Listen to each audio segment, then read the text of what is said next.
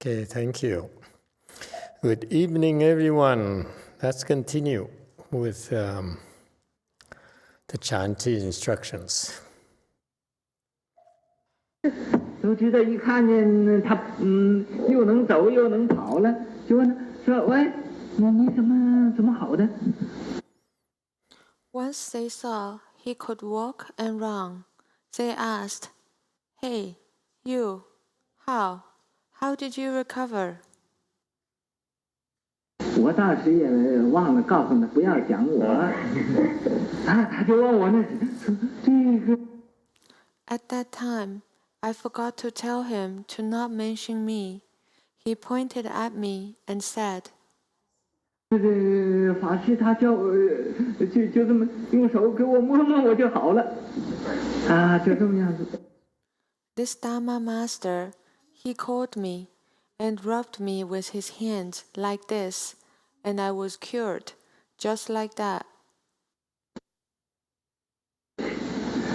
你说他这个好了不要紧，这当时就有30-40人都来就把我这么围上了。It was good that he was cured, but at that time, about 30 to 40 people all came and surrounded me. 这个说我这个腰痛，那个说我腿痛，那。At that time, this one said, "I have back pain." That one said, "My leg hurts." 这就说我头痛，那个就说我这胳膊痛。Another one said, "I have a headache." And another one said, "My arm hurts."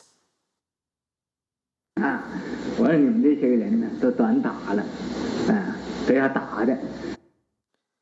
I said that all of you lack beating. They were all beaten up by me. 这个胳膊痛的，打一拳，完了痛不痛了？奇怪，他不痛了。This one, the one whose arm hurt, I give him a punch. Did it still hurt? Strange, it didn't hurt anymore.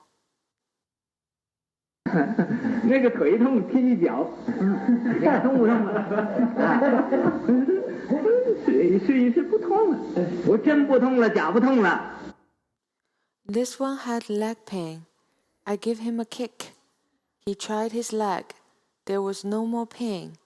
I said, "It truly doesn't hurt anymore, or are you faking it?" 真不痛了。这些，所以这很多人就都来，给我添很多麻烦。这个。Oh, it truly doesn't hurt anymore. Thus, lots of people came and give me lots of trouble. 也这个有，这个病那个病，一人打一顿，就都好了。This one had this disease. That one had that disease. I beat up each one of them, and they all recovered. 都好了不要紧，这个船上的病人都好了。It was not a problem that they all recovered. All the patients on the boat were cured. 就有人来预先同我预药。Thus, people came to make appointment with me in advance. 我在汉口，我有个亲戚，他有什么病，你下船的时候，我带你到我这个亲戚家里去，可不可以？ In Hankou, I have a relative. He has such and such disease. When you get off the boat, I will bring you to my relative's home. Is that all right? 那个说，我也有个兄弟，也有什么病。那个时候我。That one said, "I also have a brother who has such and such disease." 也有什么人，也有什么病。Another one said, "I have a such and such who also has such and such disease." 哦，有10几个都来预先就定下，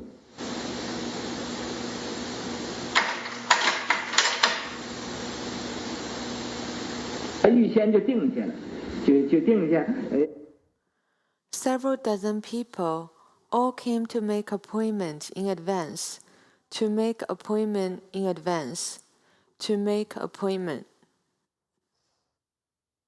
一定要到他家里去给他们看病。They insisted that I must go to their home to cure them.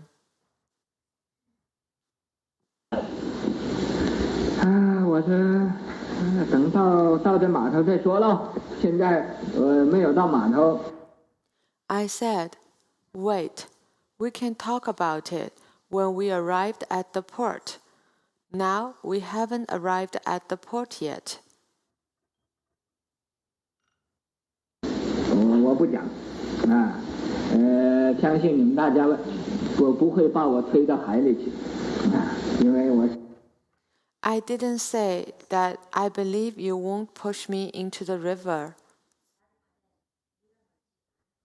那个发钱法师，那个商人要把他推到海里去，所以我想起我这。Because I was thinking about Dharma Master Fa Xian. The merchants wanted to push him into the ocean. 这个最好玩的这件事，没有人想把我推到海里去，但是。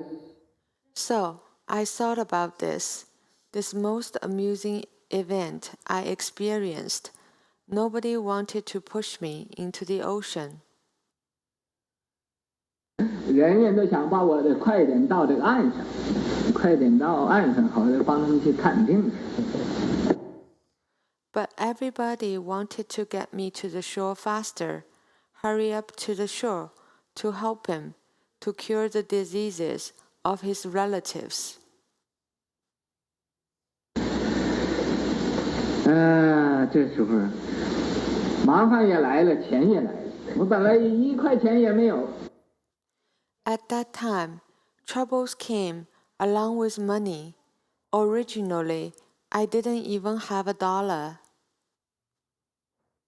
在搭船的时候，这个拿出，那时候呢用法币，这个拿出了10万，那个拿出20万，那。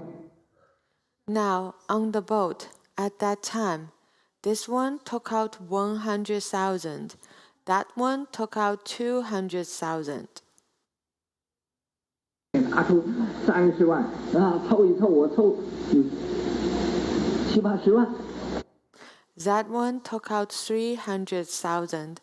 Added up together, it was $700,000 to $800,000.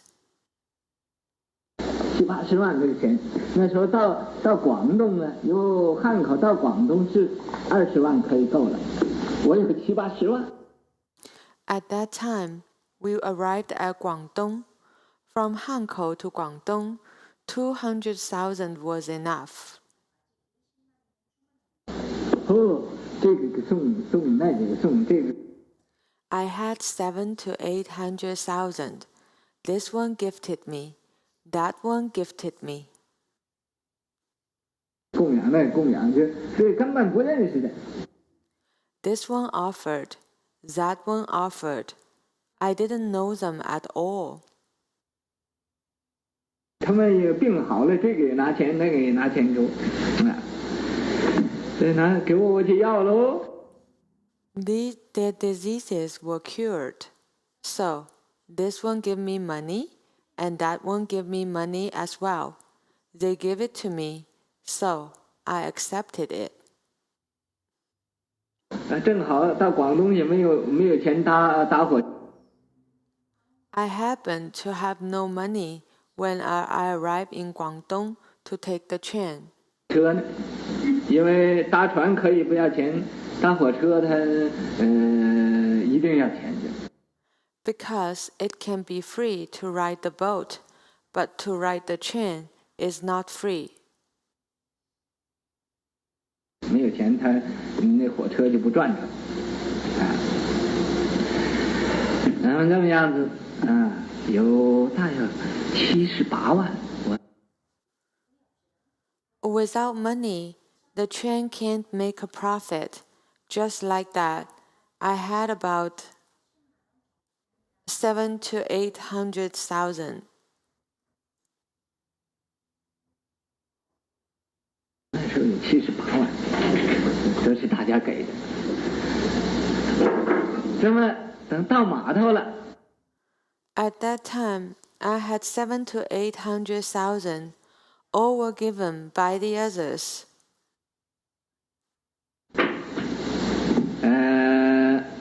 这个人呢，都从那边下船，我自己从那边下船我就跑。Then, when we arrived at the port, everybody got off the boat from that side. I got off the boat on another side by myself. 这个人本来在那边等着我的，一个也没有等着，我就跑了。Once I got off, I ran away. Originally, people were waiting for me there. None of them got me. I ran away. 这么样子跑到一个庙上，庙就是名字我也忘了，在那儿住了一宿，就是在这个。Like this, I ran to a temple. I forgot the name of that temple. I stayed there for a night. Stayed there for a night. 地下，这么样子，在那住，也没有床，也没有。Just on the floor, like this, I stayed there. 在湖北住了一宿。There was no bed. There was nothing there. I stayed for a night in the back. 第二天，这个去到这个火车站搭火车到广东来。在火车站遇到一个和尚。The next day, I went to the train station and took a train to Guangdong. At the train station, I met a monk. 这个和尚叫什么名字？叫周易。这个我还记得，是湖北。我问他：“你到什么地方去啊？” What was the monk's name? It was Zhou Yi. I still remember this. He was from Hubei. I asked him, "Where are you going?" 他说：“我到广东，见徐老。”现在他那湖北人就说见徐老。He said, "I'm going to Guangdong to see Elder Xu." He had the Hubei accent. To see Elder Xu. 我说你有钱吗？没得，就是没有，没得。I said, "Do you have money?" 没得。Mud means no. 没得。他意思呢，回头想以为我化缘，向他化缘，帮我买火车票，所以他自己说没得。What he meant was, maybe he thought I was begging from him to help me buy a train ticket. So he said, 没得。我说你没有，我有啊，我给你买火车票好不好啊？他也看着，真的？我说真的。I said, "You don't have, but I do. How about I buy you a train ticket?" He looked at me. "Really?" I said, "Really?" 我给买火车票，我们2个人大约用了40万。I bought a train ticket for him. The two of us cost about 400,000. 用了40万买了2个火车票到广东。这个在车上啊，他很欢喜吃东西。I spent 400,000 to buy 2 train tickets to Guangdong. On the train, maybe he liked to eat. 每逢一站呢，他没有钱，卖什么东西来了，他就要买。Every stop, he would. He didn't have money, but each time somebody came to sell, he wanted to buy. 问我拿钱，我说好啦，拿钱。本来有70多万到广。He asked me for money. I said, okay, and took out the money. Originally, I have over 700,000. You know what's happening, right? They rode by train, and every time there's a train stop at a station, there would be merchants. If you go to India nowadays, it's the same thing. You know, at train stops, you have a lot of people who sell goods, food, and so forth. So this is the way of life over there for the poor people. That's how they make money. This doesn't bode well for hygiene and stuff like that. So you can tell these people have a very strong stomach. All right, continue, please. 广东啊，剩了去了40万，还有30几万，在这个。When we arrived in Guangdong, 400,000 were gone, and I still had over 300,000 left. 火车上连吃东西带买东西，他吃这么样的，又用了大约用了20万。On the train, eating along with shopping. For him to eat, I spent about 200,000. 还有15万。下了马坝，一下火车，那个马坝那地方有卖。Then, there was still 150,000 left. When we got off at Ma Ba, once we got off the train at a place called Ma Ba.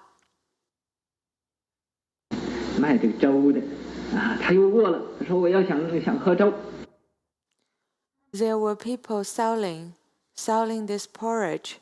He got hungry again and said, I want to have some porridge. 你好不好买一碗粥给我吃？好，我剩了15万5。Can you buy me a bowl of porridge to eat? I said, okay. I had 150,000 left. 155,000. 这个钱我拿出都给他，都交给他，他大约用1、2万买个粥完了。I took the money out and give all of it to him. He spent about 10 to 20,000 to buy the porridge. 可以到南华寺，他还有钱。When he arrived in Nanhua Temple, he should still have some money left. 我的意思呢，到南华寺我这也不要钱了，什么都不用，这怎么样都给他。What I meant was, when I arrived in Nanhua Temple, I won't need money anymore. I won't need anything. So I give it all to him. It's kind of interesting. Back then, they would come to temples and not bearing any gifts. Nowadays, it's the opposite. you call the temple and you don't bring gifts, you have a cold reception. Times has changed.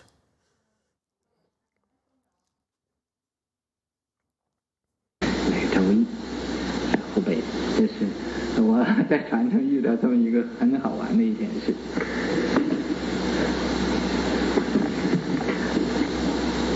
他病好了，皈依我。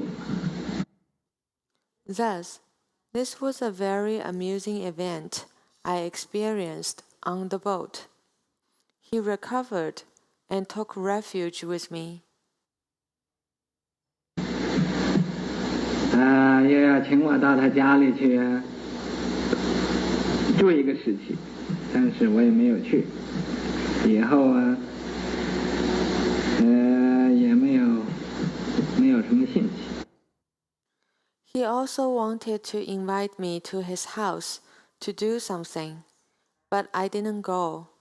Later on, I also didn't have any interest in going.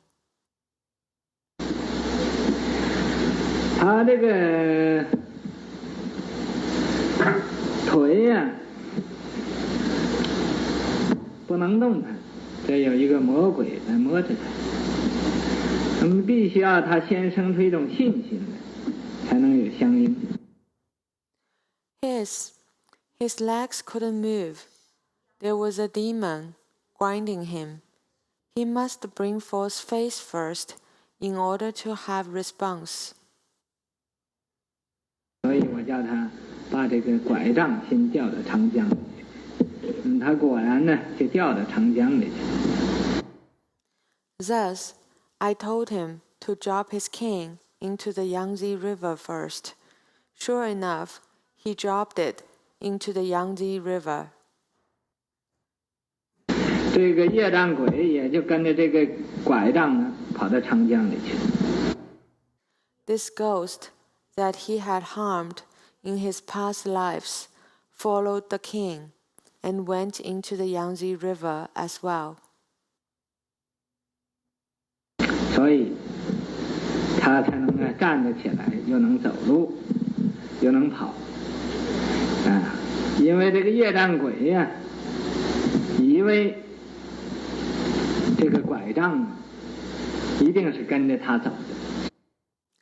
Therefore, he could stand up, walk, and run, because this ghost thought this king would for sure follow him. 所以这拐杖往江里一跳，他这鬼也就跟着跑了。你说这是不是很好玩的一个事情？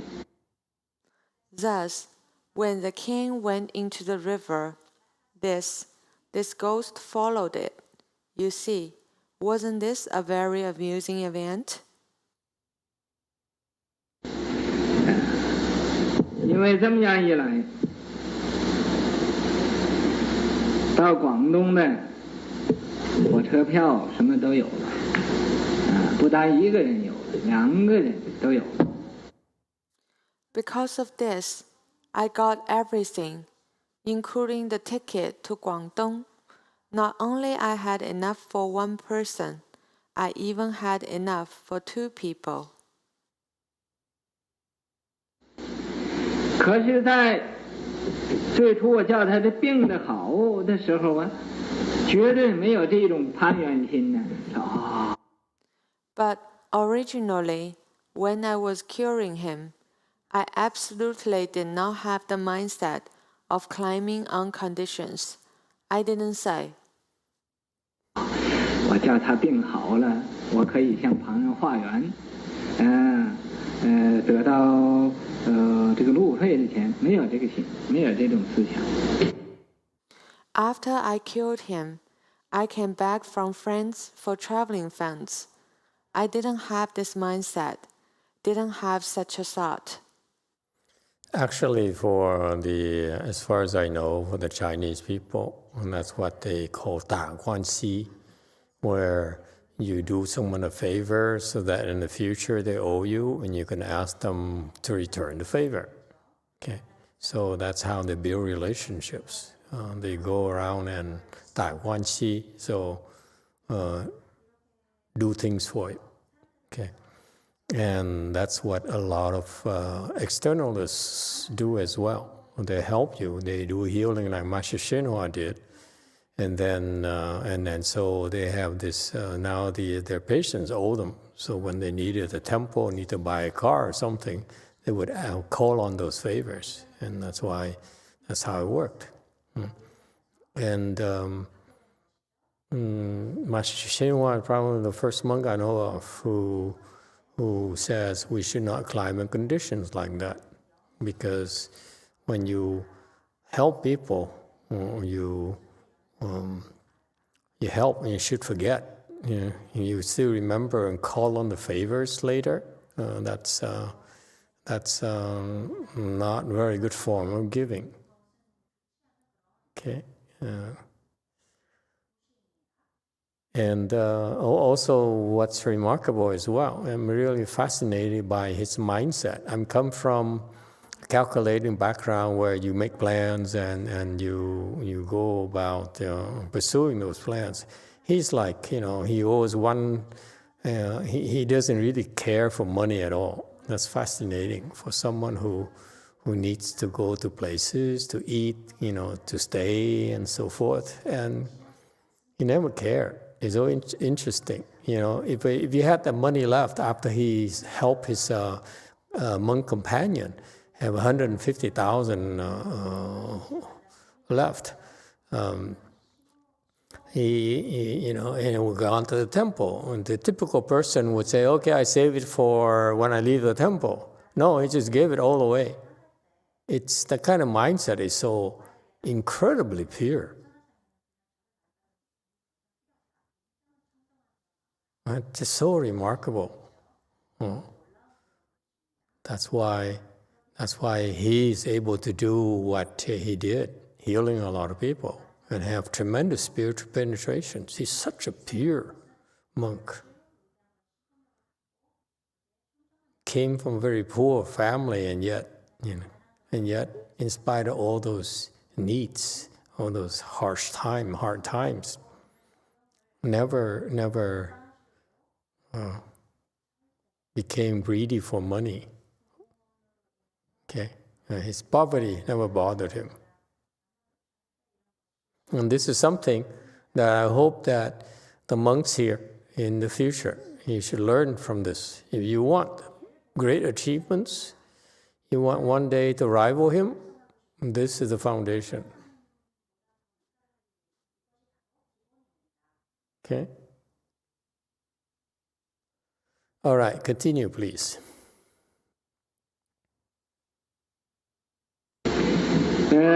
至于这一些个人发供养心呢，这可以说是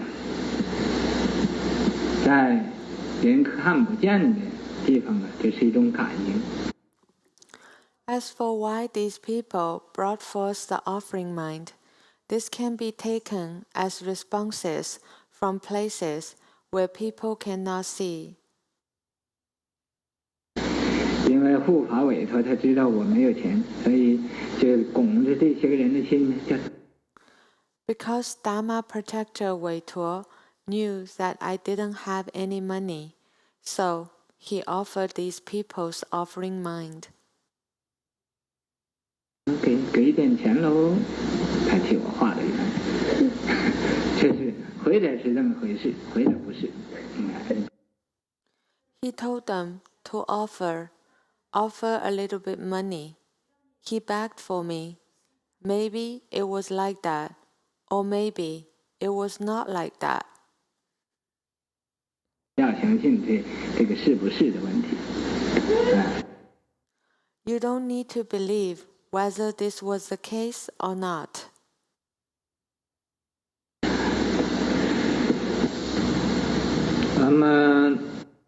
That's the end of this story.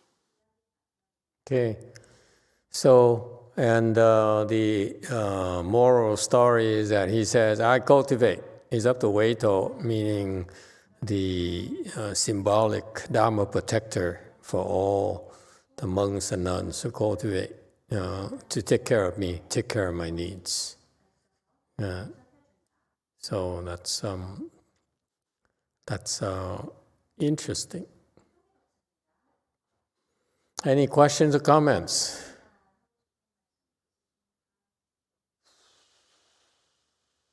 Yes, one. Thank you, Master. Thank you for explaining the, I don't know how to say the Chinese word for... 打关系. Guanxi? Yeah, 打关系. 谢谢. 打 is a hit. Guan is a 关系 relationship. To me, having learned about giving from you, it kind of seems it seems like investing at best. It doesn't seem like giving. It's more like I'm going to make this offering to this person, and then it's going to come back to me of at least equal value in the future. To me, what I've learned is giving is something you do with no expectation of return whatsoever. You give and then you forget you did it. Well, there are advantages and disadvantages when you think about it. If you do like the way the Chinese do it, it makes sense because you build this network of support structure that you can call on in the future, which makes sense. We live in civilizations, so you need each other.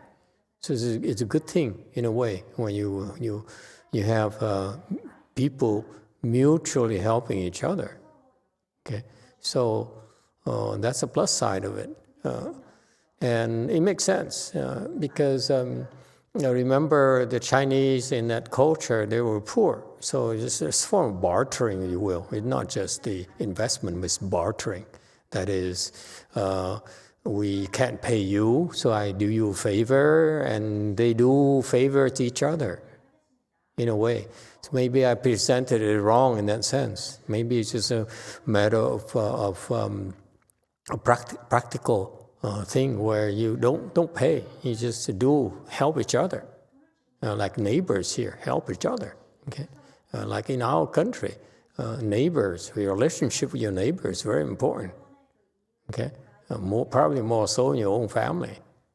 Okay, so those are, to me, it's common sense. It makes sense. However, from a cultivator's perspective, if you have all these relationships, then what happens is that every time you help, you remember. So you carry a lot of notes. A notebook is, a neighbor A owes me this, neighbor B owes me that, and so forth. You carry a lot of luggage, and there's a lot of luggage in your mind. You're not talking about physical things. Cultivation is about the cleansing of your mind. And if you do practice giving and it doesn't cleanse your mind, but actually it makes your mind have more baggage, then it's not cultivation at all. And this is why I love Buddhism in that sense. It is so far-reaching, it's so far-sighted in that sense, okay? Where you don't lose sight of why you're doing this. And this comes from wisdom. We're so fortunate to have a great person like Master YongHua relate to us what he did. I mean, as a young person who was a nobody, he had that kind of attitude already, and that's incredible wisdom. Buddhism is teaching by example, so you don't talk, you do. And if people see it, fine. They don't see it, tough luck. Okay, and so I really appreciate the fact that we can hear these stories from Master YongHua. Maybe sometimes it's boring to you, says it's too Asian, too Chinese, and so forth. But I love to hear what he did and what and why he thought he was doing it. That's always fascinating to me. More so than, for example, than hearing a reminiscence of his disciples and they try to explain to us what they thought. I'm more interested in a raw thing like this, where he says, Master Shenhua says, I gave it to that guy, I threw the cane away because this is why, I gave it to that monk because this is why, and so forth. This is my thinking behind it. This is the thinking of a sage, a great sage. That was more interesting than hearing the interpretation of someone else about what they thought, why they thought he did certain things. Okay, it's to me,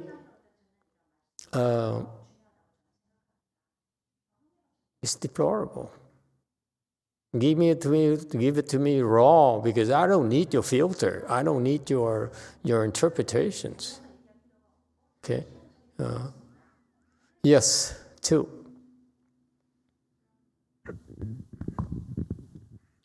From Vicky, Master, are these relationships acceptable for the enlightened person because they are using these relationships to continue benefiting others, not themselves? For who? Are these relationships acceptable for the enlightened person because they are using these relationships to continue benefiting others, not themselves? No, not at all. These relationships are absolutely useless to the people who are enlightened. Why? Because first of all, enlightened people, unlike you, unlike us, when they give, they forget. That's why they're enlightened. Even before they give, they forgot already. So, who are you again? Have we met before? So they are enlightened because they're different from us. It's not the way you think. They don't give the way we do. Okay, and it is true in the scripture they say Bodhisattva wish to save and help people and so forth, but it's never this big scheme thing here where you build these relationships and these investments in order for you to carry out the big deal, the big project. It's never like that. Okay, why not? Because at their level they have a support structure. Okay, meaning that if they were to like Master Shenhua, who came here to do great things, okay, meaning that before he came, people had to come to pave the way for him. While he was here alive, people came to assist him. When after he's dead, people would come to pick up from where he left off. And this is what they do. This is what happens in Buddhism. You should have faith that we take care of you. We think very long term for you. Not like, we here for a lifetime and then sayonara, good luck to you. No, not at all. I mean, let me assure you, Master Shenhua, when he left, okay, he made sure that before he left, that my generation will be taken care of. Okay, and also, I don't know this yet, but the third generation, my generation is second generation of Mahayana, your generation is third generation, and hopefully he should have seen as well that the third generation would be taken care of as well, meaning that he's a patriarch. He is responsible for the welfare of the second generation and third generation at least. Okay, because he's the one who named them, Qin, or whatever, and therefore I presume that he has a vision of how they're going to be taken care of already. Okay, so I hope I'm able to understand in my lifetime. Because he has so much wisdom. Master Shenhua is an extraordinary living, person.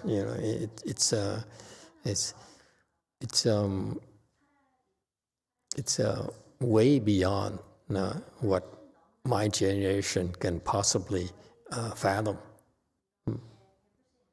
Okay, All right. Anyone else?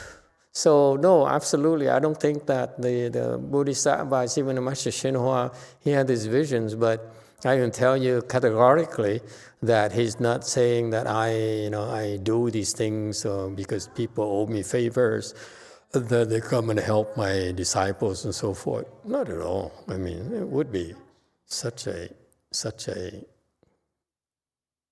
underhanded way of helping people. And I know for a fact he doesn't give a damn for my generation anyway. Okay, so and finally, it's not like he has to help people. Okay, it's not like if I don't help people, I don't succeed in this. It's not acceptable. No, this is what they do. Okay, it's no success, it's no failure. This is what they do. Yes.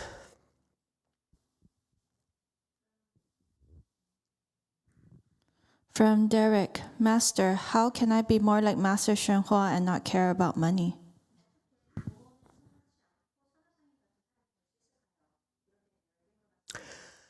You need to have a lot of blessings. Master Shenhua never cared for money. Unlike us, because he has so many blessings. He has so much money already. That's why whatever amount of money you give him he's not going to be impressed. Okay? And so if you want to have a lot of money, you create blessings for yourself and more blessings. And that's the one thing about Mahayana, it's a constant. Okay? You keep creating more blessings, okay? Don't ask, how come I created so many blessings? How come I don't see any results yet? I don't see things the way I like yet, okay? And if you have that kind of mindset, you are going about creating blessings the wrong way. You should create blessings and more, and then forget about that you created blessings. Don't count them as blessings. Okay?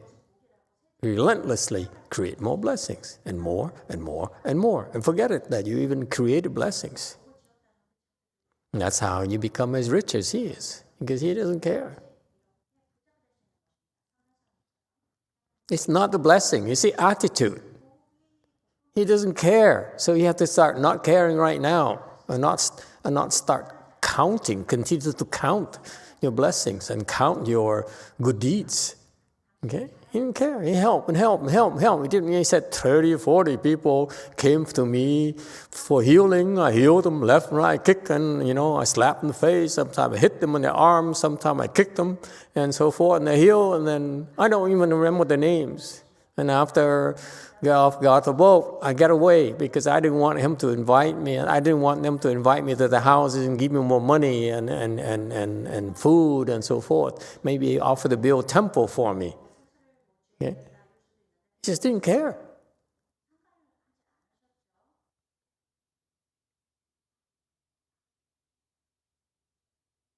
Anything else? Okay, continue.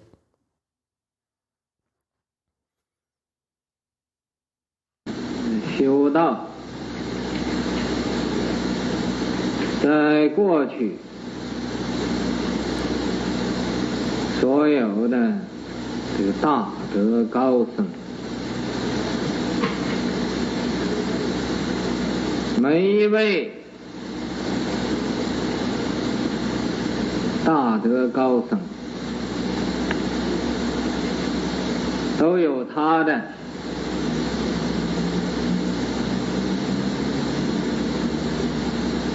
特别的长处。 To cultivate the way, in the past, all great virtuous eminent monks, every great virtuous eminent monk had his unique strengths.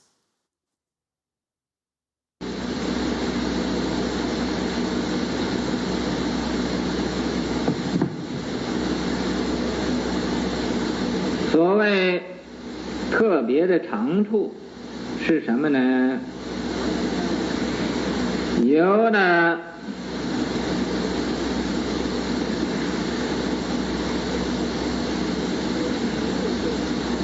就以智慧是他所长的，有的又以修行是他所长的。What is this so-called unique strength? Some had wisdom as his strength. Some has cultivation as his strength. 有的是忍辱，是他所长的；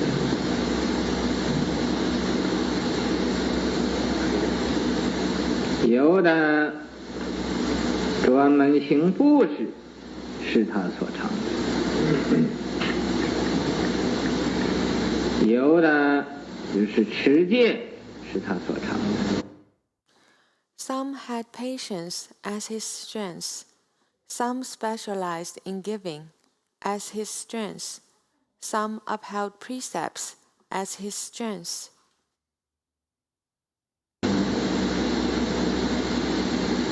有的是精进，是他所长的；有的就是禅定，是他所长的。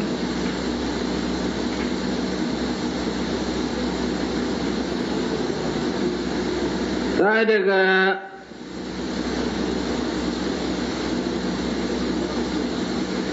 已经过去的，不要讲。Some had vigor as his strength. Some had samadhi as his strength. Let's not talk about the past.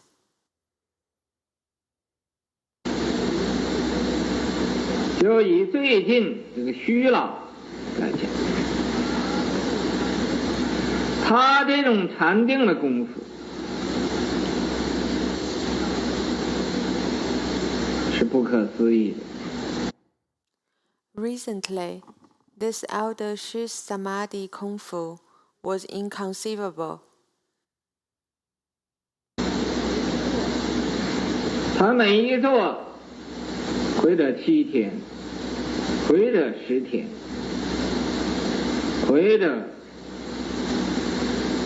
3个礼拜，坐到那儿如如不动，了了长眠。Every time he sit, it could be 7 days, or 10 days, or 3 weeks, he achieved thus unmoving. His mind was constantly clear, bright, and penetrating everything.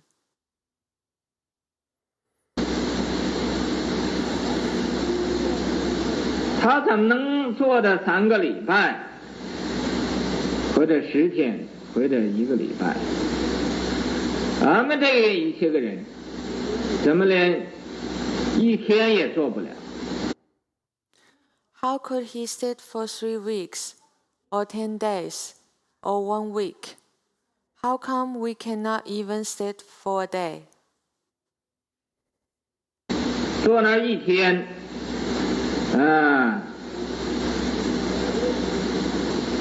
这个头就净去亲近这个脚去了。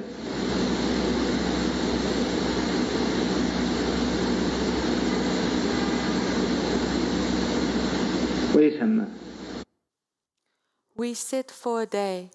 Our head would draw near the foot. Why? 就因为俺们没有道心，俺们不知道这个修行要有一种忍耐性。 Because we don't have the mind of the way, we don't know that cultivation requires a kind of enduring mind.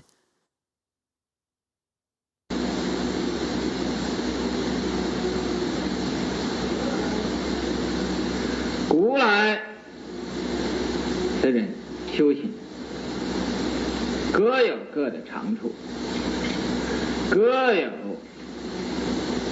个人的这种特别的境界，一般人所比不了。 When the ancients cultivated, they each had their strengths. They each had their unique states. They were incomparable. Okay. So what he said is very important. I need to emphasize. Okay. What is the thing that you just, this passage, the last passage we went through, that sticks, that stands out? What did you hear?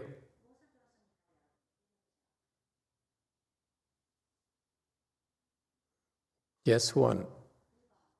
Thank you, Master. There's many types of strengths. Many types of strengths. Very good. Anyone else?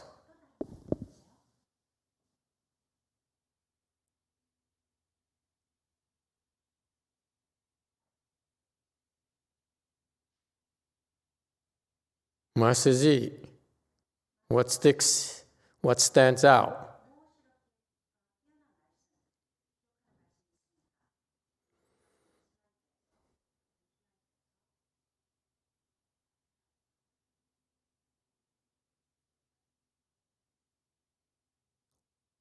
Master, I think the master who can sit for a long time have a unmoving mind. Okay, very good. Anyone else? I'm testing you. See what you got out of this. This is a very important part. This is Chan training here.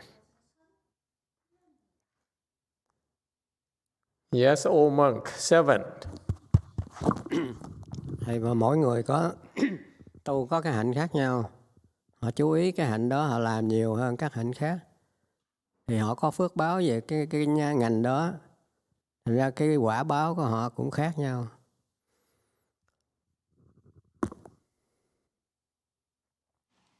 Master, from what I see is each of them will have different type of practice, and then they will focus more on that particular practice, and as a result, they will create a lot blessing on that field, and then it will manifest the result differently.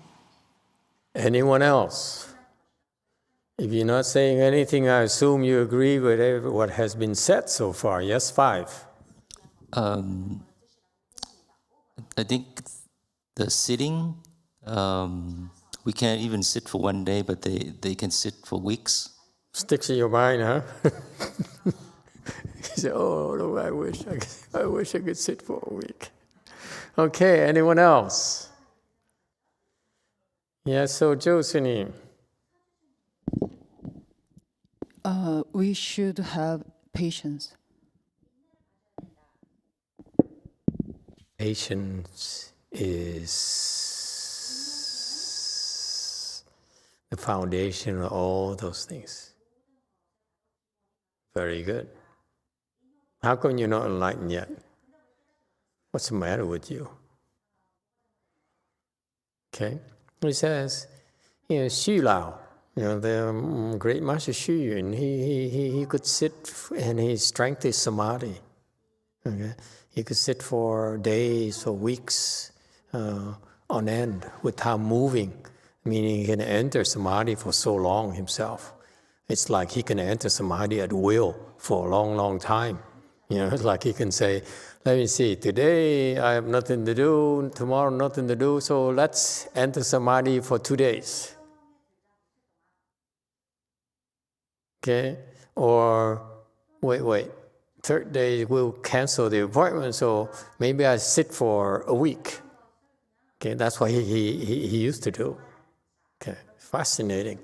So he really can enter samadhi and stay samadhi at will, which is incredible strength. That's why he's so famous when he was alive. He was so famous because he demonstrated not only samadhi power, also a lot of spiritual power as well. He, like the Japanese at his temple where he was staying, the rebellious governors were gathering in secret to plot, to fight, to overthrow the government and the Japanese invaders. So the Chinese governor was gathering secretively at his temple. And guess what? The Japanese heard of it. The spies reported that. So the Japanese headquarters decided to send some airplanes to bomb the temple. They were planning on flattening the temple. Okay, so kill everyone, monks and governors and soldiers, bodyguards, you name it, kill everyone. So they sent airplanes there, and the airplane flew and dropped down a huge bomb. But it didn't explode. So it made a huge crater right there in front of, you heard that story. Some of you might have heard that story. So the bomb fell down.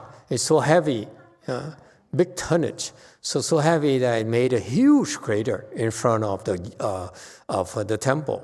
Okay, and later they turned it. They took out the bomb and then turned it into a pond. But anyway, so the Japanese knew about Xu Lao, Master Xu Yun has spiritual penetrations. So when they said, no, this is a great chance for us to get rid of them all, get all these Chinese, rebellious Chinese. So we dropped a big bomb, and Master Xu Yun was there, so it didn't explode at all. So because of that, the Japanese knew that Master Xu Yun would not let them. So they backed off. They didn't pursue. They didn't send soldiers and so forth at all. So that's what Master Xu Yun did. He exhibited tremendous spiritual powers, and for us, tremendous abilities to enter samadhis. That's incredible. Very few monks can do that. Okay, all right. But even with that, okay. In order to get there, in order to cultivate whatever things you're cultivating, of course, whatever you're cultivating is the strength is actually, when Master YongHua says strength is actually a specialty. They're there, Master Xu Yun was there to practice samadhi, cultivating samadhi. Okay? That's his strength, that's his practice. No, true, no. His practice is not samadhi.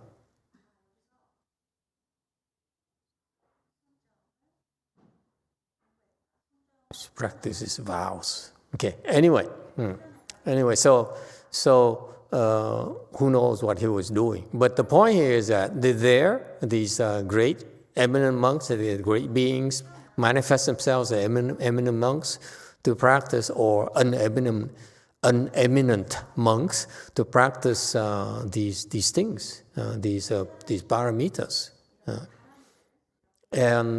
And how do you practice these paramitas? Whether it's samadhi, whether it's prajna, whether it's experience or whatever.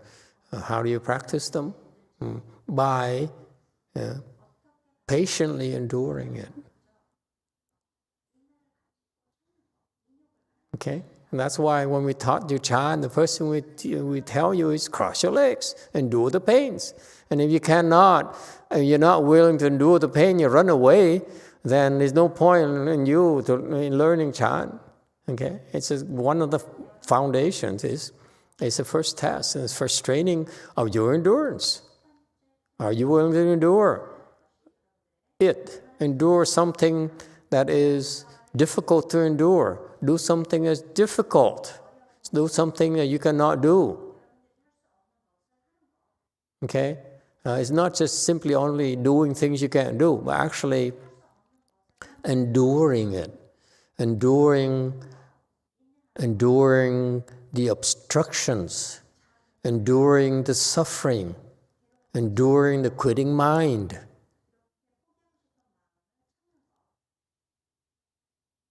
You're fasting. And though you are fasting, you're enduring the hunger, you're enduring the pain.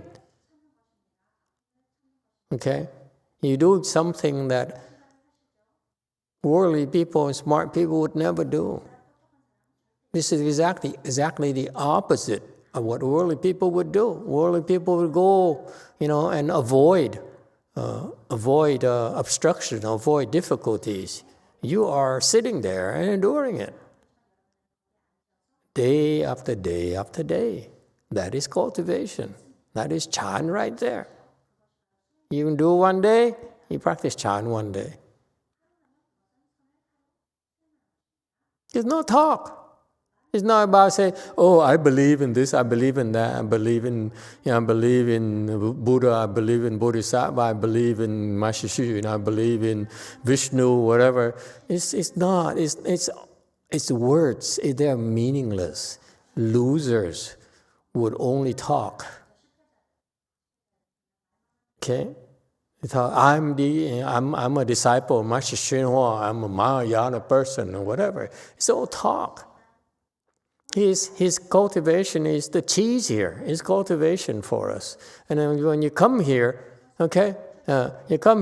you are forced to endure all these things. Endure the cold, endure the tiredness, endure the sleepiness, endure the hunger, endure the thirst.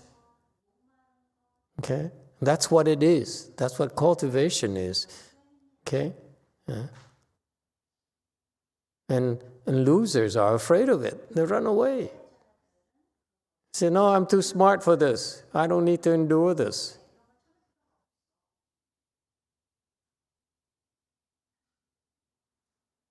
What is this endurance here? You endure a little bit more each time. There's no talk.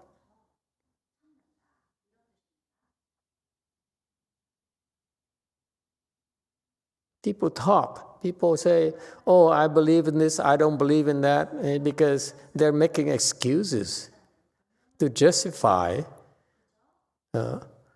their cowardice.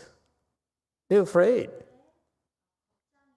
to admit it's too hard for them. So they say, "I believe something else because then I don't need to endure this." I've seen too many people like that. Okay? Yeah. So whatever you do, you still need to endure. It's all about enduring it. Enduring, doing something you don't want to do. Doing something that you cannot do.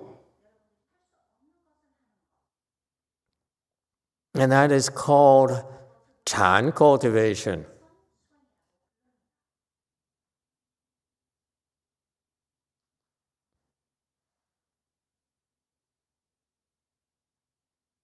Just watch people.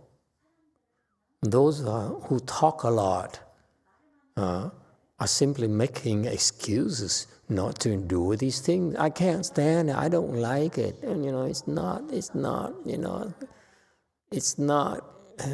doesn't make sense to me. When it doesn't make sense to you, that's when you definitely need to endure it, not blow your top. When are you going to learn?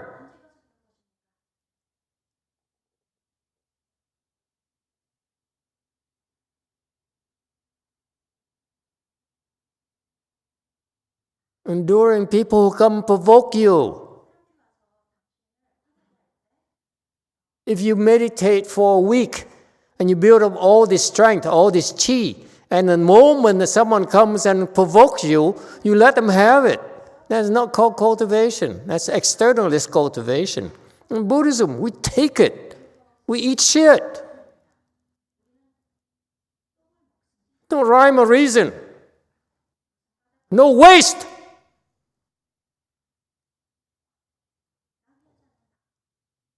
You have wisdom. It's nothing that's being wasted. When you're so sick, there's no talking to you.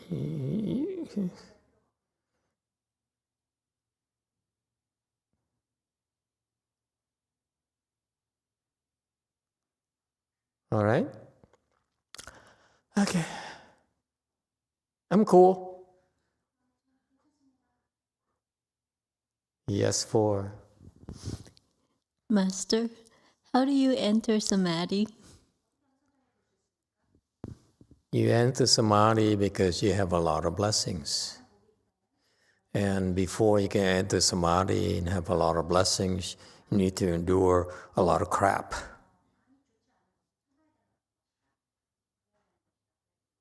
It's about enduring. You cannot enter Samadhi unless you endure a lot of stuff. Master Xu Yun, he entered Samadhi, and his entire life he endured a lot of stuff. Okay? Enduring solitude, enduring lacking of amenities, enduring lacking of food, enduring hunger, enduring being beaten up to death.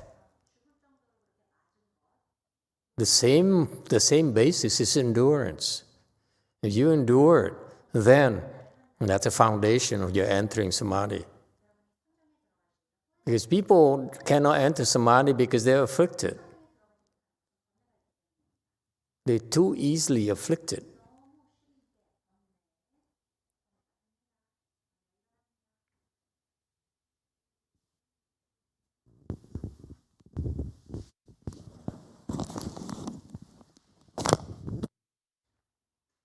Two. 저도 삼매에 대해서 질문을 하고 싶었는데요. 제 경험상 삼매는 좀 피곤하고 배고프고 좀 몸 컨디션이 안 좋을 때 삼매에 들었던 것 같은 기억이 나는데 제 질문의 포인트는 단식을 끝내고 몸을 회복해야 돼서 음식을 먹다 보니 생각이 많아지고 그것이 삼매에 드는데 방해가 돼서 조금 제가 오늘 스트레스를 받았던 것 같습니다. 제가 이런 상태에서는 제가 무엇을 해야 되는지 질문 드리고 싶습니다.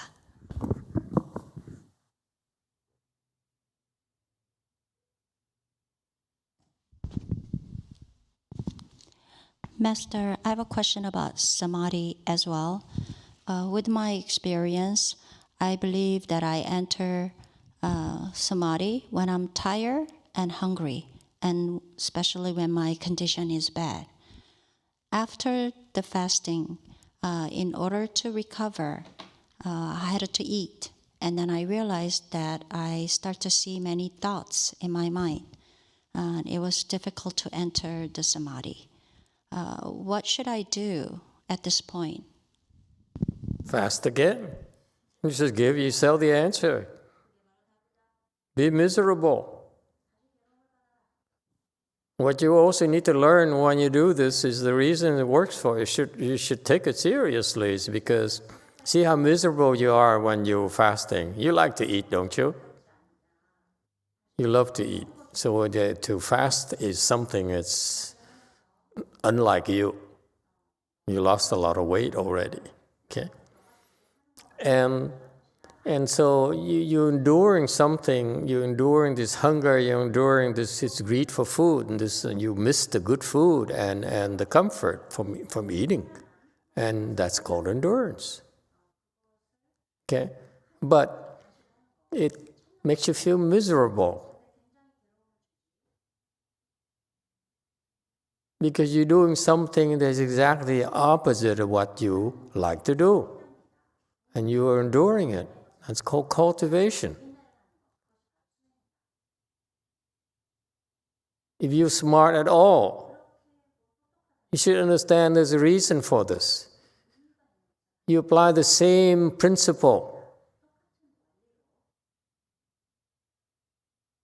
of enduring the hunger and the thirst to enduring people. People you don't like. You can't reject them. You endure them. If you reject them, there's nothing to endure.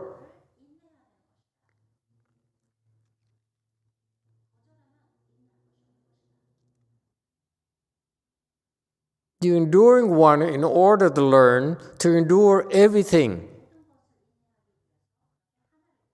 You miss the point completely. You cannot make progress if you refuse to endure. So the rule of thumb here in cultivation during the qi is that when you're at the qi and you find something so difficult that's unbearable, that's what you need to endure. And for you, it's people.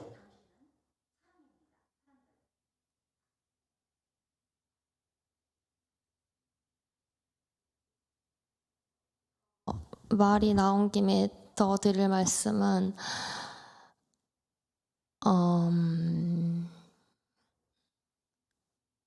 제가 싫어하는 사람들이라고 분류하는 카테고리에 있는 사람들의 이제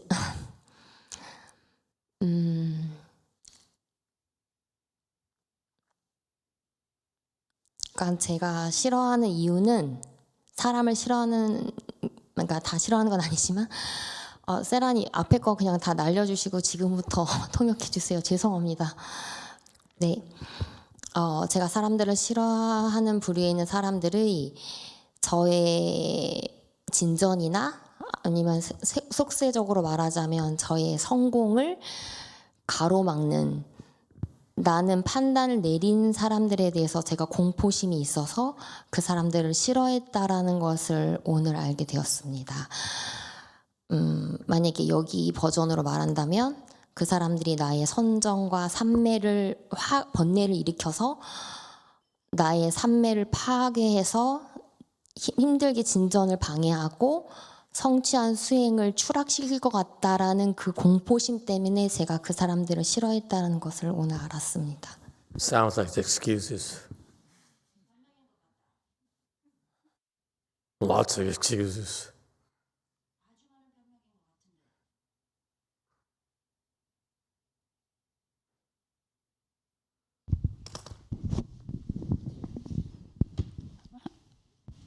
She started the original question, but she want to restart the question, restart the answer. So she said this way: people who I hate. Today I found out the reason. When I make progress, and I want to say worldly, it will be a success. When I achieve or when I succeed on something, I believe that they might stop that success, and that's my fear. And the reason is they increase my afflictions, and because of that, what I achieved up to that point, that will be destroyed. So I learned that today, it's the fear that what made me to hate those people.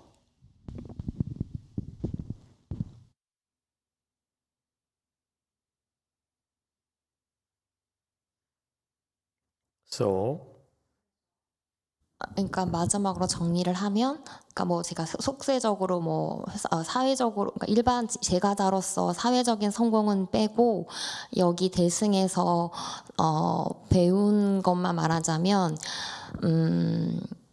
저의 기준에서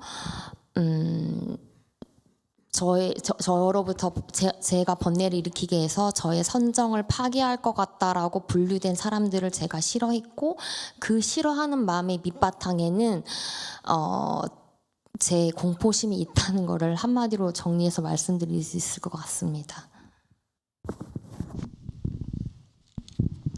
Master, I'd like to summarize what I just said. As a layperson, if I want to just explain in a Mahayana way what I learned, basically, the people who causes my afflictions, I was afraid that will destroy my samadhi, and that was the reason of the hatred, and that came from my fear.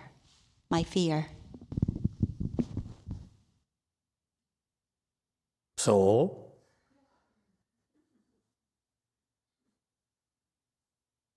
endure. Don't hate. Endure. Miss the point completely.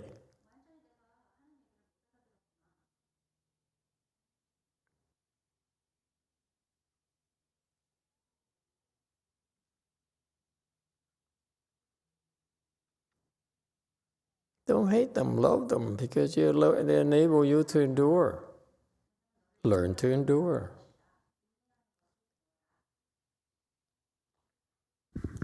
Yes, Master. What? Do I hear English or?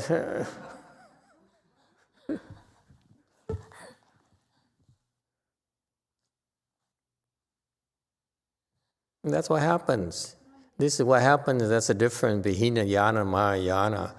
The Hinayana, they run away and they hide between the four walls. And they say, I don't care for you. I meditate. You are too dirty. You are not good people. I don't need to waste my time on you. And let me meditate, do something important with my life, enter samadhi and so forth. And that's Hinayana. We endure.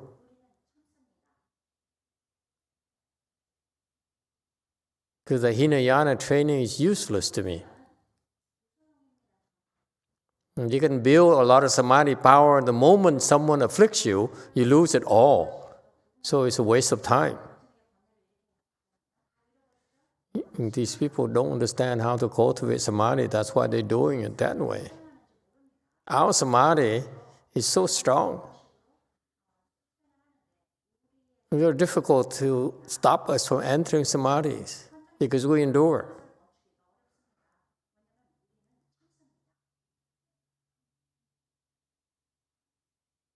Very simple, I let them then do the things, and then every now and then I switch jobs, and now, for example, they get sent to the kitchen, and they last for maybe a week or two, and they blow their tops because they can't endure anymore. It's a lot easier when you're by yourself in your room and you only face your computer or face your own legs and sit there and meditate. When you see people, that's when it matters. It doesn't matter when you're by yourself. Losers cultivate by themselves. Whether you bow, whether you meditate by yourself, you're a loser. We Mahayana, we're with people. We endure them because people are icky. People are ugly. People are stupid. Ask Daniel right there. They have the wrong face. Try to tell them, say, oh no, I believe in God. You explain to them God is inferior. No, I believe in God. Hallelujah.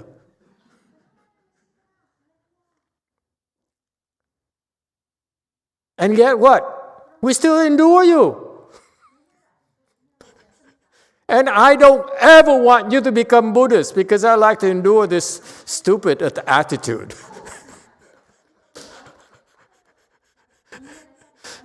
And thank you. Go ahead, speak. Speak! 8. I endure you guys too.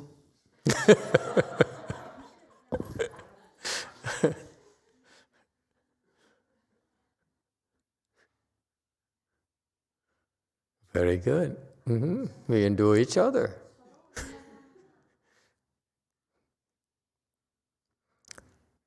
Okay, no room for him. See if you can endure it. And if he snores, slap him. See if you can endure it. Let him have the real Buddhist endurance tests. Okay, you got that? It's amazing how Master Hsuan accepted something so profound, the profound Chan training. Endure. All these people, Xu Yun or anyone, they all have to do this. They have to endure. Master Hsuan put it so beautifully. And unless you pay attention, you miss out on the quintessential Weiyang training. This is our Wei Yang training. Remember? Master Wei Shan, he asked, we don't know much about how Master Yang Shan trained his students. But you look at how Wei Shan trained his students. He always asked them to do things that are impossible to do. Totally opposite of what they expected to do. It's amazing. That's Wei Yang right there. Wei Yang training is about not doing what you want to do, everything under control. That's for losers. People who are weak.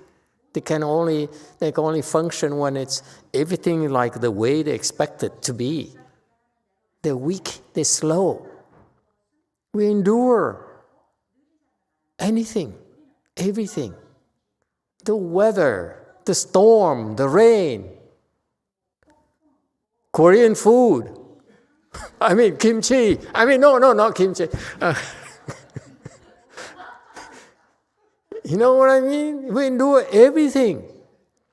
The Koreans come here, and when you eat Korean food, it's lighter, and it's not very strong, and it's not too salty, and so forth. We give them Vietnamese food, which is the exact opposite. It's all salt. And they all go crazy. I can't eat this. Endure.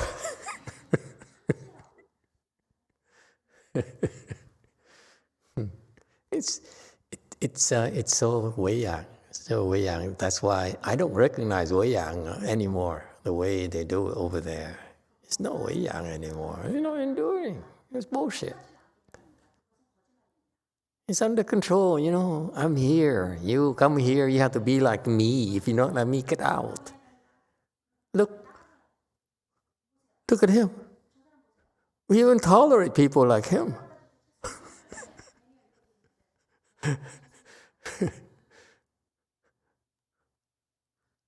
Yes, one. Thank you, Master. I would like to recognize and applaud that she has identified what's afflicting her. Because if you don't know what's afflicting you in the first place, it's much harder to overcome it. And I know I certainly have my bad moments where my afflictions overcome me, and my wife puts up with it. And then eventually I identify, that's what I need to work on, and then I don't immediately respond to the car that's going to turn into our lane, or the person in the grocery market that's not giving us 6 feet of space. Yeah, things we do to our spouses, they endure a lot. Our driving, our temper, our driving carts. Of course, that's why they have better samadhi than we do. Yes, too. From Alex, why is being a servant to a master, the Buddha, and the ignorance of common people so important to cultivation? Do it and then you find out why. And if if you hear this, and then you still decide to hide in the 4 walls and go to the mountain and go down to the valley, you're a loser. Serious. This is our Wei Yang is so much more advanced, so much faster, so much more powerful. We endure everything. It's like the typical, for example, the typical Chan Chi, for example. We get up at 3. We start at 3, and at 11:50 at night. Can you say, can you slow down a little bit? No. Clock is ticking. Okay? Endure it. Don't make excuses.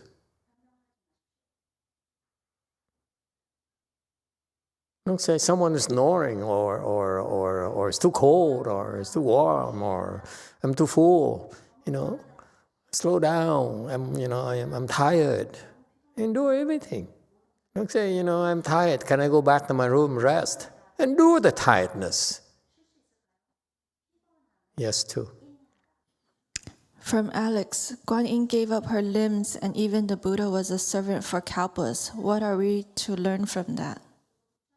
Do it and you find out. Keep on talking about, can you tell me a lesson that I'm supposed to learn so that I don't have to do it? I mean, the whole point is that we tell these stories how these people had great samadhis, have great wisdom, is because they endure all these things. You guys are cheats. You guys want us to tell you what you're supposed to learn so that you don't have to do it, so that you figure it out. It's nothing to figure out. It's about doing. And when you figure it out, you don't talk about it. You don't brag about it. You don't sell it. You don't monetize it. Wait. Forget the last one. Okay. I changed my mind. That's being too smart for your own good. You want to figure it out, you want to understand, you're not willing to do it. Okay, can you give me a shortcut? The shortcut is enduring. Those people who keep on talking and justifying and explaining things, they are doing it the hard way. Trust me. They're continuing their confusion.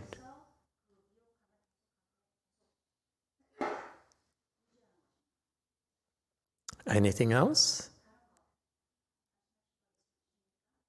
Go ahead, Kong.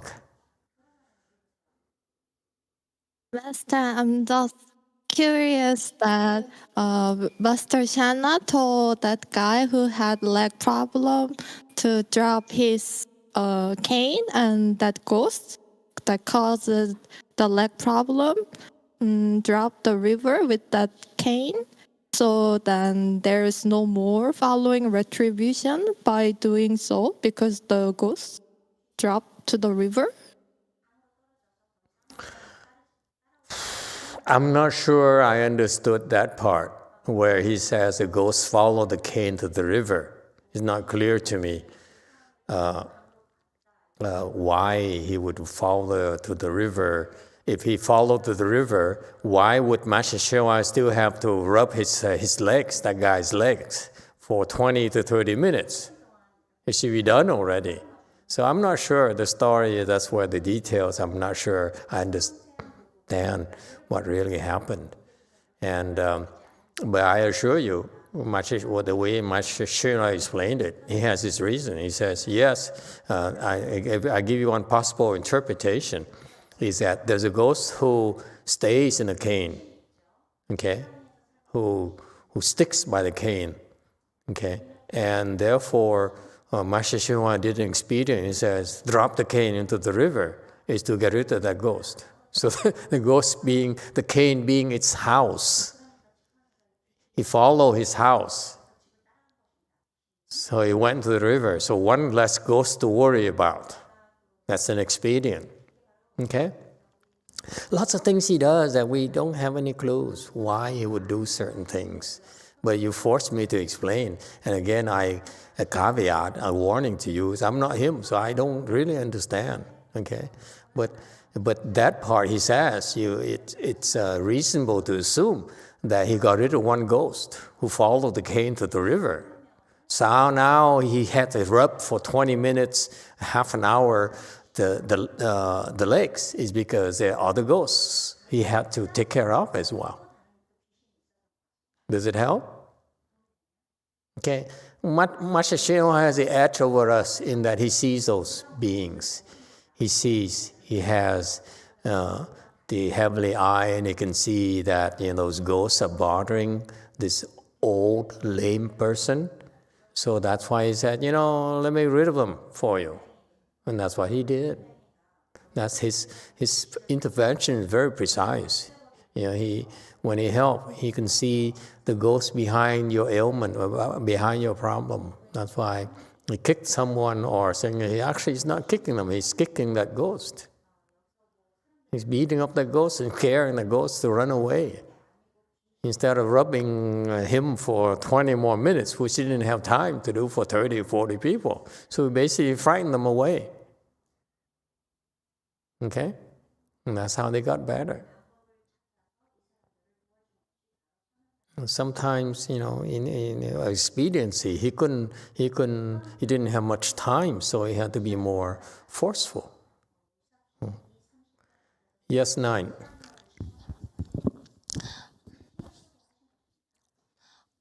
제가 왼쪽 발목이 네 번째 다시 아프고 붓기 시작했는데 육안으로 봐도 오른쪽이랑 그러니까 처음에 세라님 죄송해요. 다시 얘기할게요.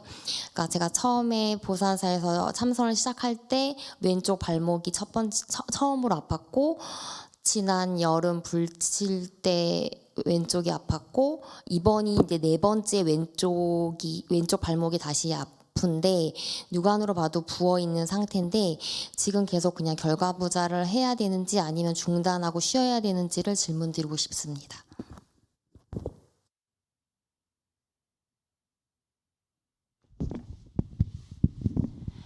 Master, I have a question about my left ankle. Actually, this is my 4th time that I'm having a problem with my ankle. The first one is started with JMT. My left ankle was hurting. And then another time last summer during the Qi, again, the same spot was hurting. And this is my 4th time that my left ankle is hurting. And also it's swollen when you look at it. So I have a question. Should I continue to sit in full lotus? Should I stop and rest? You should rest and don't aggravate the ankle. Do half lotus. That's good enough. There's no need for you to push so hard. Okay? Let it heal. There's no need. You still have a lot of time. You are lay people. Your practice is different. You shouldn't do extreme things like we do, because we're different. We practice different practices. For you lay people, when you don't push yourself too hard. That's why I taught you to do incrementally only. Don't push too hard. And if it gets to the point where you are swollen or stuff like that, rest. Don't push anymore. Rest until it heals. Okay?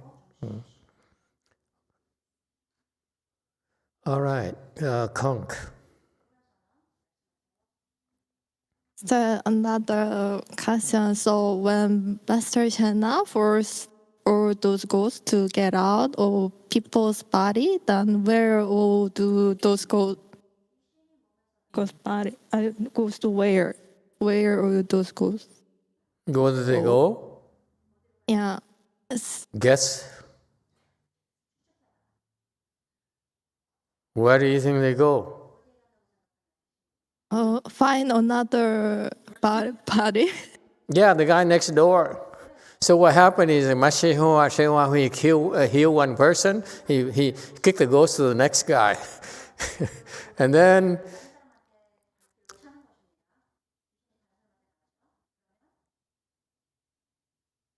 what do you think? Does it make sense? Well, they have to go somewhere.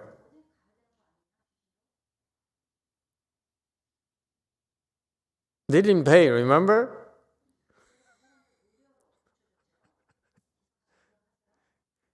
Yes, one. And knowing Master Shenhua, I'm pretty sure he only sent the ghosts to those who don't pay. Okay, he could tell who's going to give him donations later. So he said, I spare you. Special treatment. You're my favorite. You're special. Yes, one. Thank you, Master. Why do ghosts follow people? Because they're ghosts.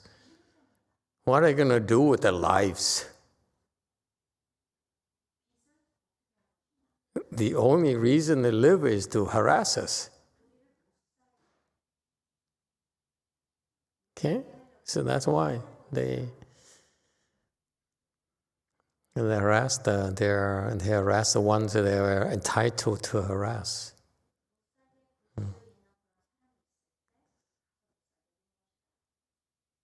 Okay, so anyway, I was being facetious with Xian. What's her name again? Xian Kong, Xian Xu. I don't remember. Xian Kong, Xian Xu, huh? Xu Kong.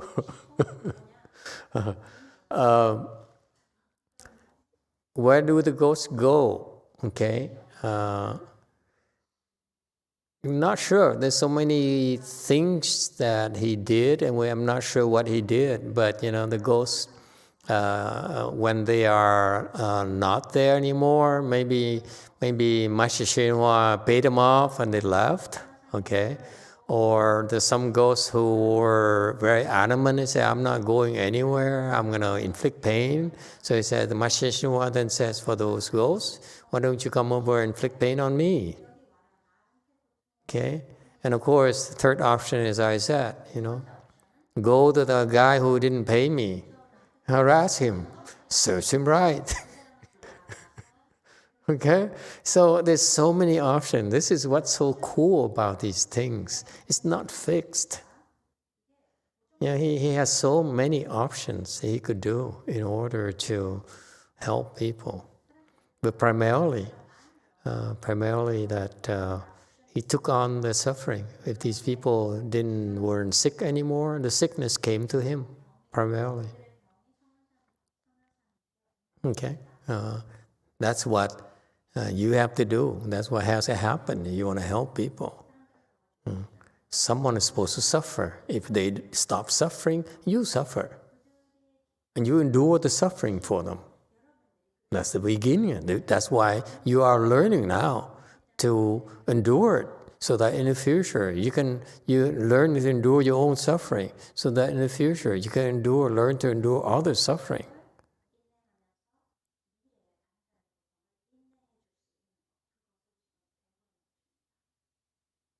Yes, 5. Master, I have a question about me sitting here, and most of the time if I pick up the microphone and ask questions, afterward the pain just stop for a few seconds. I mean, maybe 2 seconds, 3 seconds. I just wondering what's happening. Why is it like that?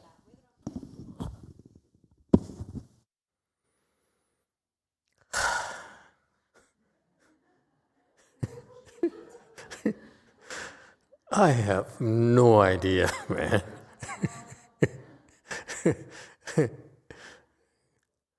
Anyone who wants to offer the 2 cents worth of wisdom? Why is that? He asks a question and he forgets about his pain for 1 or 2 to 3 seconds. Yes, 1. What is your clever explanation? Thank you, Master. I think it's because for that moment he's drawing the closest to his good knowing advisor that he does all evening.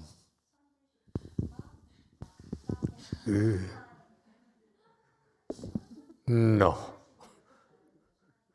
Okay, next. Yes, Ahung, 6. Master, then whenever he's in pain, should he ask more questions? Don't you dare. Anyone else? It's very simple. I think I will give you one explanation only, okay? Okay? Can we pass a donation basket first? Just kidding. Okay. One possible explanation is that the pain is not you.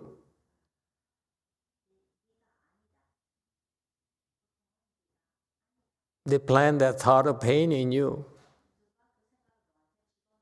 and you believe it. You say, "Oh, you perfectly fine. But then you sit there, all of a sudden, your ghost says, pain! And you say, oh yeah, I'm having pain. And you believe it. You sit there, oh, I hate this, I hate this, I hate this, I hate this. Every time you react to it, it becomes more real to you. That's why it increases. You're not the only one. I know someone, and I've been trying to teach as well. And it's the same process. They plant these thoughts in you, and it's a pain, and that's it. You guys spend the rest of the sitting there, oh, it hurts so much. Because you believe it. It's called harassment. They harass you. That's a good thing. No, don't ask more questions. You're supposed to endure it. Yeah, you're supposed to endure it. You should be so happy. Now you know, hey, this pain is not me. Okay? Endure that. Look through it and say, it's not me. How long can you sit? The maximum I've done is 3 hours. But and you sit here for how long? Right. You mean every time you get lectures? Like the last few weeks, I was trying to endure the whole lectures and. You heard the whole lecture, the entire lecture? No, the first hour is good, but then after that it just increased. Yeah. So I'm trying to endure throughout the whole lecture. So it's basically like 2 hours. Everyone has to do that. I endured it too. Okay, here what happened. I used to be able to sit for hours, long time. But when comes lecture time, the pain came very quickly. The lecture at my master's temple is 1 hour and 20 minutes. Hours, 2 hours. There is 1 hour and 20 minutes. Now you know why we progress so much faster than they do, because we are much more hardcore. We're like 80% harder. I mean, we endure a lot more than they do. Okay, so anyway, the legs would hurt. Okay, and I didn't realize back then it does not make sense for the legs to hurt. Occasionally, yes, but not every day. Every single time, that means it's not you. They're harassing you.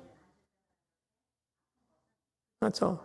Every now and then, like today, it rains, so yes, you should hurt a little bit because there's a reason for that. But if you can sit for 2-3 hours, no reason, 3 hours already. There's no reason why it should hurt after 1 hour, unless it's harassment. And so when you ask a question, okay, you are a pretty, can we say serious person? I'm goofy. I'm not serious at all, unlike the Catholics. They're so serious. I believe in God. God is all. You guys are deviant. Only God is real.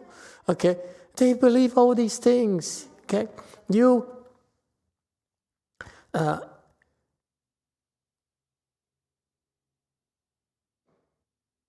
should not. You shouldn't. You should. So what happened is you get curious. You ask a question, and and the curiosity took over, and masks the thought of pain. Right there. Because when you stop accepting and thinking and believing you're in pain, it's gone.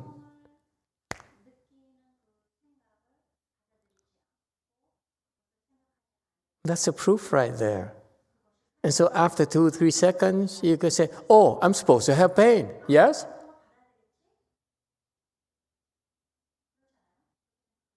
So you brought it back on yourself.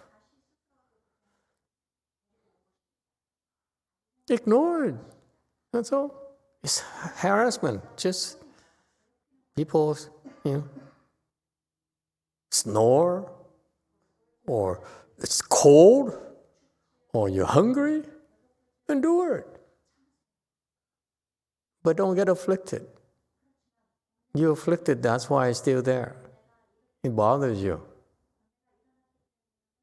But you should accept that the fact is part of the training. Whether it's being harassed or not, you endure whatever comes your way. Indiscriminately. No rhyme or reason. No need to understand. You want to understand, there's no need for that. Just endure is the one size fits all. The cure-all is to endure it. That's all. Don't ask why. Be grateful you have a chance to endure it.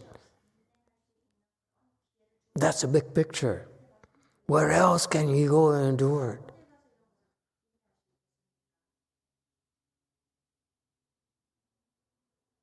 Nowhere else. You endure and you learn this great Dharma from this great teacher. Yes, it doesn't sound like it, but every now and then his points are extremely profound.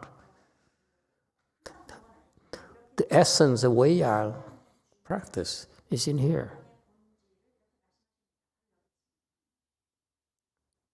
Yes, too.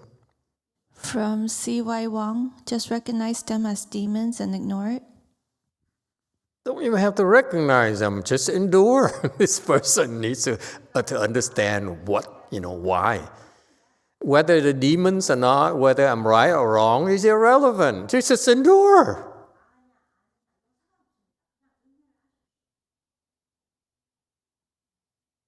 The Catholics, they say, I endure because God tells me to. Baloney! You don't need God to tell you to. You endure it. God has nothing to do with it.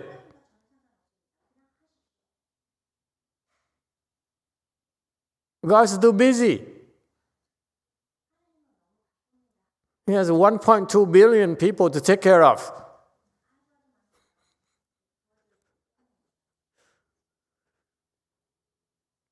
You guys always need excuses and reasons. Just endure.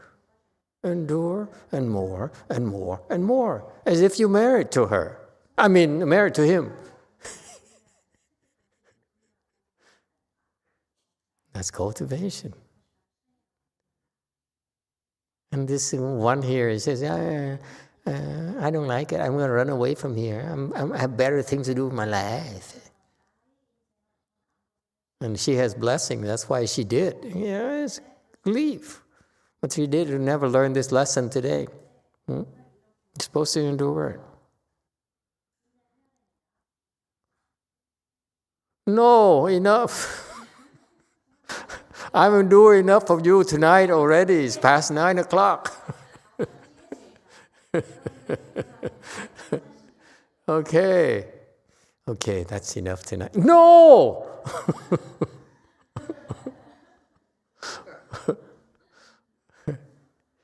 You're the student, you're supposed to endure. I don't have to endure you. Why is this going on? There are now questions from everywhere, from Korea, from here, from Catholics, from losers, from everywhere. Okay, go. Okay, because you come back tomorrow, then I don't know what we discussed tonight. Go ahead. So I have 2 questions. Oh no, that's point number 2. I'm not sure I can endure this.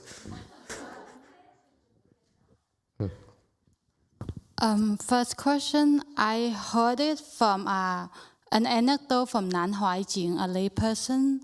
He said that there was a monk in Taiwan who used to be able to sit 7 days. And then he went to talk to this monk when nobody was there, and he said, oh, you were able to sit for 7 days. During those times, you didn't eat, right? Master, what does this mean? Not eating and the 7 days sitting. That's what it says. You sit and you don't eat. You don't go to the toilet. It's convenient. It saves time. Next question, quickly. Oh, at the beginning, when I first started sitting, I used to be suffering so much when I did the sit, and then Venerable Senton would walk over, and then my pain would be gone at that moment. Do you know why, Master? You have to ask Xian Tong. What happened, Xian Tong? Okay, easy. We don't know. Anyone else?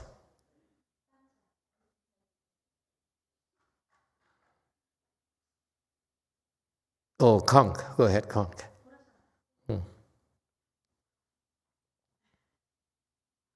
Master, so what's the difference of my ego and the ghost harass me? And one more question is burping and farting is still a kind of process of dealing with ghosts? No. Farting is dealing with you. You fart too much. Burping, eat less. I'm kidding. It's naturally go away. Don't worry. It really bothers her. I'm a girl and farting and burping like crazy. Well, most of the Koreans are here. They don't know. God, it really bothers her. You know, these nice girls are so boring. You know, I'm a nice girl. Now I'm a left-home person. I can't fart. Since when don't left-home people fart? We burp and fart like everyone else. We're very proud of it. Go ahead, Catholic. Really bothers her, this girl. Just a little anecdote. Yesterday I went to a Catholic group prayer after Mass. Oh, no, it wasn't there. It wasn't Mass. It was just at 7 o'clock there was a group prayer, and I said my testimony a little bit. And they said, "Oh, you should still go to the Buddhist temple. They're helping you."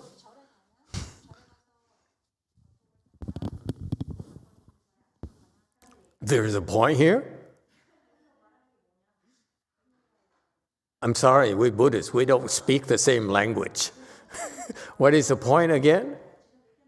You have to draw conclusions. This is America, man. It's not Mexico, where you say something and you're supposed to, you know what I mean? No, in America we say, whatever it is, this is what I mean. No, there's no point. I just wanted to say that. I think just interesting. Interesting that they actually encouraged me to continue going to the temple. Are you popular at that church? No. Now we know why.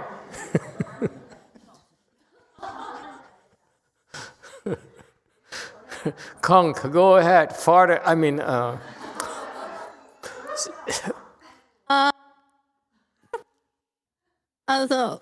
So, Master, what's the difference between my ego and the ghost harass me? You have no ghost harassing you. You are sweet and fine by yourself. No ghost who want to harass you. What's the difference? Who cares? You endure them all. You endure yourself. You endure your ghost. No rhyme or reason. When are you gonna get it? Whatever it is, whether it's you or the ghost, we don't give a damn. I mean, excuse my language. Okay? You fart, now I curse. How is that? The point is that it doesn't matter. Whatever it is that's difficult to do, you endure. That's all. Endure, including farting, enduring burping, enduring everything. You got that? That's all. That's what Master Hsien said. You endure it. Whatever comes up you don't like, you endure it. You got it, Xian Kong? Xian An, where are you going? She doesn't want to endure. This is the last person who wants to endure. He wants, Master Z, you endure it. You're the boss. Xian Kong, you endure because you're the junior. I have to go to cell. I have to go to impress people. I have to go shake hands.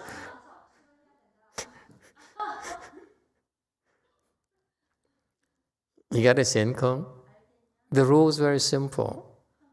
Think again. Whatever is unpleasant, you don't like, endure it. And I expect you to become enlightened next week. Because I endure enough of you already. And poor Master Ji, he just, these girls are too much.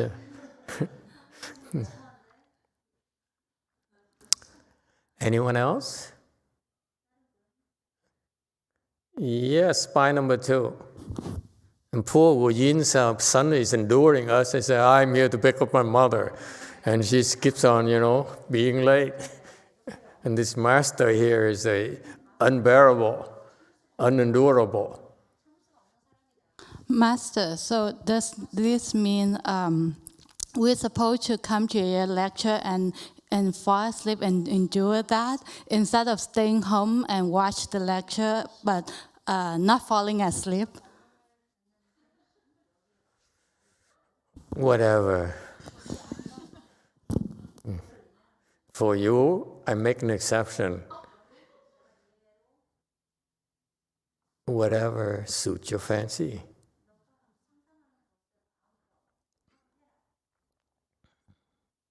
Are we done? No more questions? Okay, thank you everyone. Good night.